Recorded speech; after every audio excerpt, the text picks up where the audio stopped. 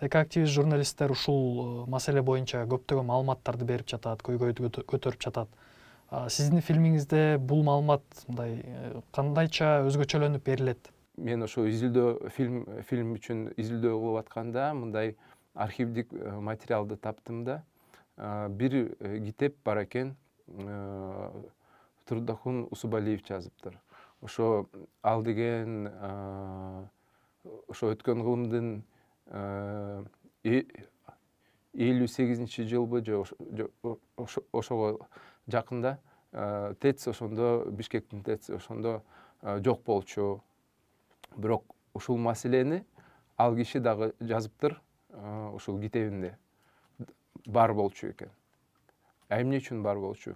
Мисалы үчүн бүт транспорт деген ошо дизель, бензин менен жүрүптүр. Электрический транспорт ошол маалда жок болчу экен. Ысык суу деген жок болчу экен. ТЭЦ жок болчу да.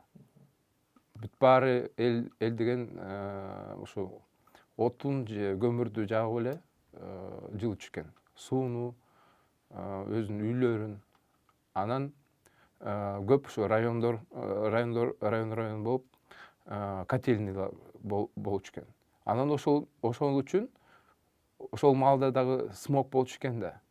Бирок аны смог деген жок, дым дечү. Искендер мырза, айтсаңыз, кыргыз коому бул көйгөй мындай өтө олуттуу экенин толук кандуу мындай түшүнөт деп ойлойсузбу?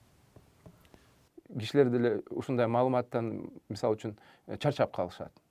Болуптур эми дейт. Биз түшүндүк, ушундай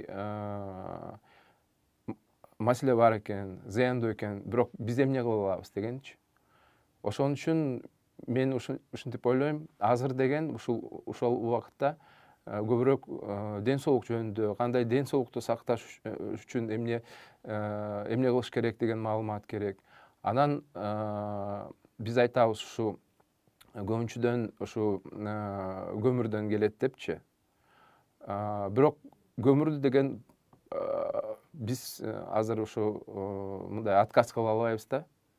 Ошон үчүн мен мындай ойлойм, ушундай маалымат таратылып, эл кайра үйрөнсө, ушундай жылуулукту сактап, же туура колдонуп, же туура материалдарды ушу курулушка пайдаланып, бир аз өзүбүз жактан мындай бир аз жеңилдетебиз да ситуациянычы.